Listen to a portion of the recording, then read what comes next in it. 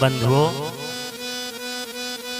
तो सच्चिदानंद रूपाय विश्वोत्पत्त्यादि हेतवे, ठीक है हमने मान लिया वो है परमात्मा सच्चिदानंद रूप हैं, लेकिन करते क्या हैं, उनकी क्रिया क्या है? तो कहते हैं इस सारे संसार को बनाने वाले, इस सारी दुनिया को चलाने वाले और इस संसार को अपने अंदर समाहित कर लेने वाले वह परमात्मा ही तो है। कथा प्रेमियों, बिना मालिक के एक परिवार नहीं चलता, एक घर नहीं चलता। दुनिया बिना मालिक के कैसे चल जाएगी? इस दुनिया को चलाने वाला, नियंत्रण करने वाला वह परमात्मा है। वही अपने अंदर से समस्त सृष्टि को प्रकट करते हैं, पश्चात अपने अंदर इसको समाहित भी कर लेते हैं। भगवत प्रेमियों, लेकिन आजकल के जो लोग हैं ना, वो थोड़े से ज्यादा इतने समझदार हो गए हैं कि कोई भी काम करने से पहले इन्हें पता होना चाहिए कि हमें लाभ क्या होगा है? हम कथा कराएं तो हमें क्या लाभ मिलेगा? हम भैया इतनी देर बैठ करके कथा सुने तो क्या लाभ मिलेगा? क्योंकि कलयुग के भगत जी भैया बड़े चतुर हैं। 5 पैसा की अगरबत्ती भी जलाएंगे तो कम से कम 5 लाख की तो लिस्ट लगाएंगे। इतने काम तो मेरे हो जाने चाहिए। तो ऐसे ही किसी सज्जन ने पूछा, गुरुदेव हम भगवान की कथा सुने, ध्यान करें, मनन करें, तो आखिर हमारे जीवन में उसका क्या लाभ होगा? हमें क्या मिलेगा? तो भैया जो केवल लाभ की वजह से काम करते हैं ना, तो वो सुने ध्यान से। तापत्रया विनाशाय, हमारे जीवन में 3 प्रकार के ताप होते हैं।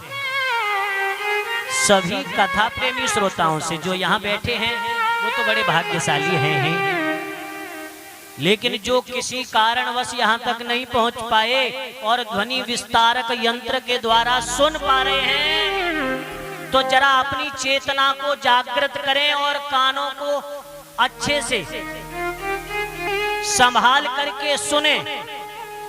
हमारे जीवन में 3 प्रकार के ताप सदा मिलते रहते हैं। ताप माने होता है दुख, परेशानी। जो पहला ताप है उसे कहते हैं आध्यात्मिक ताप, दूसरा आधि दैविक ताप और तीसरा आधि भौतिक ताप। ताप माने कष्ट। आज जीवन में जो हमारे परेशानी है उसको पैदा करने वाला कोई दूसरा नहीं है। उस परेशानी को बड़े आदर से बुलाने वाले हम हैं। अपने जीवन में उसको स्थान देने वाले हम हैं। वो कैसे हैं ये समझिए। देखिए, हमने जो पिछले समय में यानी आज से पहले जो कर्म किए, उन पूर्वकृत कर्मों का परिणाम हमारे जीवन में सुख और दुख बन करके आता है। हम जो अच्छे कर्म करते हैं, उन अच्छे कर्मों का, श्रेष्ठ कर्मों का, सदाचार का फल जीवन में सुख होता है। हमने दूसरों का सहयोग किया,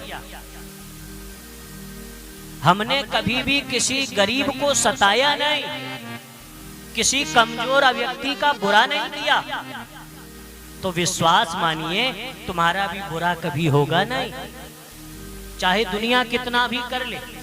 लेकिन यदि जीवन में आज दुख है किसी कारणवश, तो सीधी सीधी बात है वह दुख हमारे किसी पिछले कर्म का ही परिणाम है।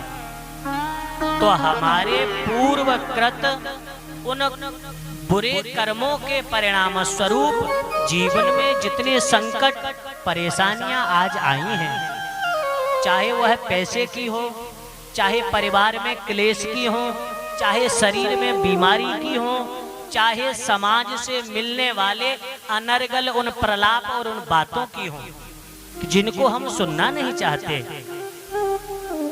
लेकिन वो सब हैं हमारे अपने ही कर्मों का फल। तो कहते हैं कि जो आध्यात्मिक ताप और आधिदैविक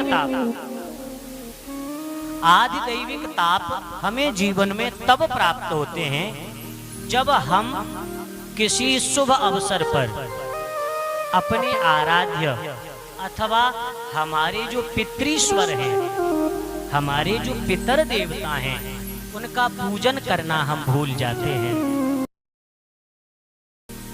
आजकल हम लोग बड़े दिखावे का जीवन जीने लगे हैं और कुछ लोगों को तो इन चीजों से मतलब ही नहीं रह गया है। जो व्यक्ति थोड़ा सा 4 पैसे कमा लिया